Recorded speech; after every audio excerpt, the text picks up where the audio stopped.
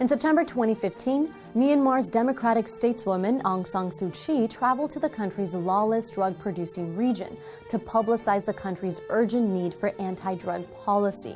The Southeast Asian country is a main player in global narco-trafficking, and its poppy cultivation has nearly tripled since 2006. Most of these illicit activities occur in the infamous Golden Triangle. So what exactly is the Golden Triangle? The Golden Triangle is a region overlapping the rural mountains of Myanmar, Laos, and Thailand. It is Southeast Asia's primary opium-producing area, accounting for nearly a quarter of the world's opium.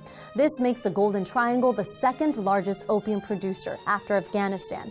Opium is extracted from vast poppy fields, then trafficked around the region, mostly going through China and even making it all the way to the United States. Myanmar produces nearly 90% of the Golden Triangle's opium, while Laos and Thailand are more involved in trafficking than production.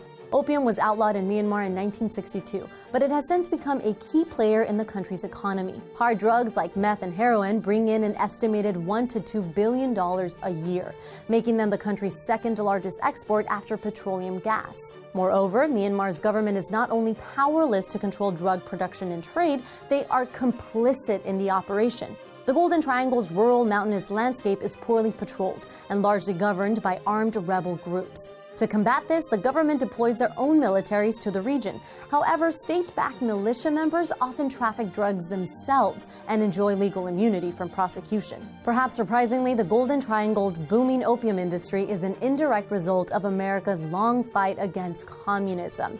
Throughout the 1950s and 60s, the CIA allegedly supplied a Chinese rebel group against Mao Zedong's communists.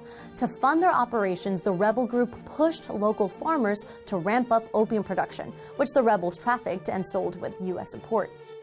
As a result, opium production in Myanmar increased 20-fold, and although the operation had little effect on communism in China, it led to the large-scale poppy cultivation we see today. Similarly, French-occupied Laos also used the French military to increase production of opium to fund their war against communism in the 1950s. Today, the largest organized resistance to the Golden Triangle's narco trade is a Christian vigilante group called Pachasan. They claim roughly 100,000 members and are known for extreme confrontational measures, like flogging drug addicts and hacking down poppy fields. And even though Pachasan's goals do align with those of Western governments, the group doesn't receive any foreign funding, leaving them largely powerless. Meanwhile, Thailand's government has been somewhat successful in halting opium production in the country and has even rebranded its portion of the Golden Triangle as a tourist destination. Many hope that Myanmar's new leadership will crack down on opium production and drug use. But the ruling party has only acknowledged the existence of the problem without presenting any workable solution. Until they do, illicit drug trade will continue to plague the region.